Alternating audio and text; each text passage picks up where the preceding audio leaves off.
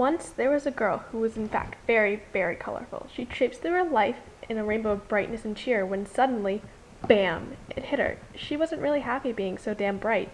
So she embraced her dark side and became a goth. All color was erased from her wardrobe and she grew her baby bat wings. For months she would do things that would make her future self hide her head in shame of the childlike antics. And now she has some advice for you she would have needed a long time ago. To episode 1 of the BabyBat Diaries. So I decided to start out this entire segment thing by defining what is a baby bat. Okay, so as it was explained to me through not only some of my gothy friends or the internet, a baby bat or a baby goth is someone who is not old enough to drink or buy cigarettes or go to clubs, yet are consider themselves part of the gothic subculture.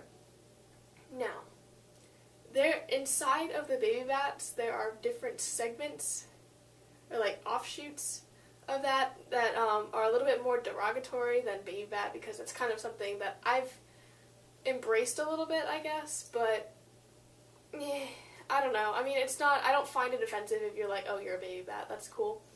But I've heard derogatory terms aimed at younger goths, such as mall goth, or spooky kid, or Mansonite, and those are completely different terms meaning the same thing, and that's not necessarily a baby bat. Baby bats have different cycles, because at first I feel like everyone is a little bit of a mall goth at first. Now, I know that you may be like, oh no, I was sprouted from the womb as this creature of the night, in which case I'm saying you're lying, because no one has. We have all gone through the phase where we like tie-dye, or we like, crazy colors, and we like Lizzie McGuire, and all this other stuff. I don't know. We might even still like that now, and that's cool. But,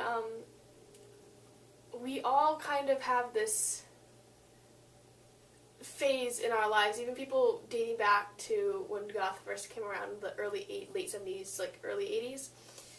I'm pretty sure the entire subculture went through a baby bat period of time, kind of. Between a baby bat and a mall goth or a spooky kid are a little bit different. While sometimes they do overlap, because early baby bats kind of tend to dress the way a mall goth might, they are a little bit different. A mall goth is someone who, as indicated by the word, spends a lot of time at the mall, and they normally wear a lot of Hot Topic stuff, or the brand name goth store, goth in a bag store that you can go to at your mall. I don't know if that's the store in your area, but Hot Topic is unfortunately the store in mine.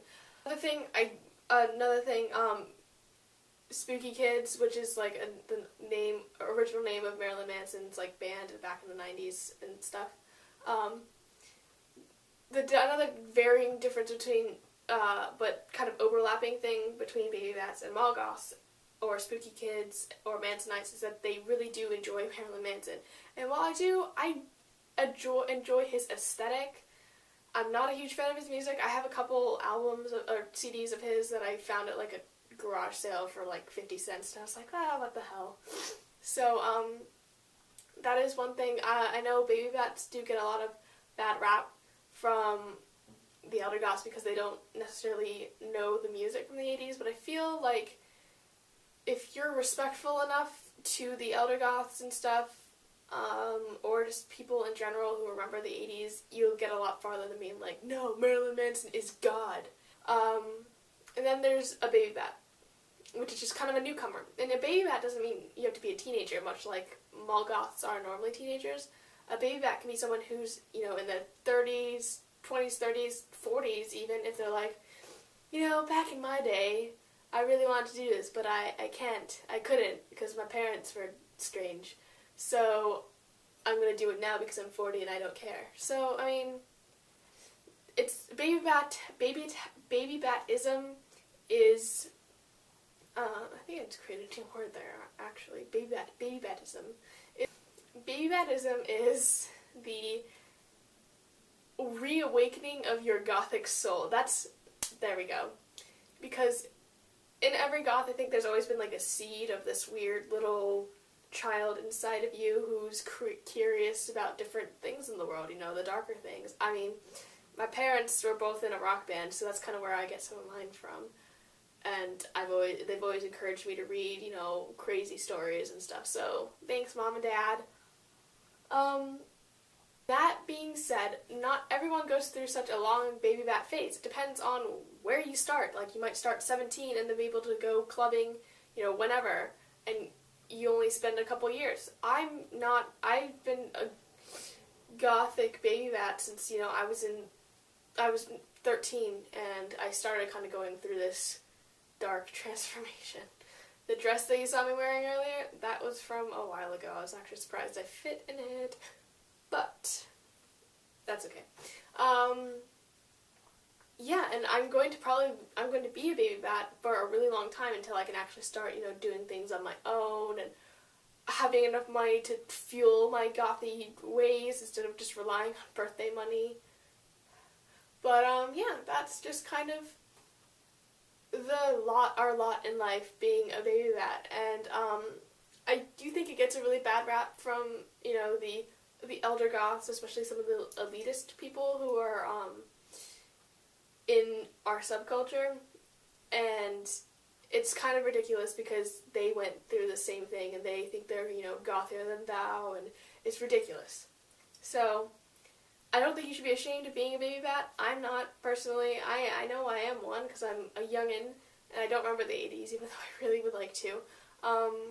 So, to all my fellow Babybats around there, around the world, because I know some people are internationally watching me, which is so cool. Keep up your own style. I'll see you next week.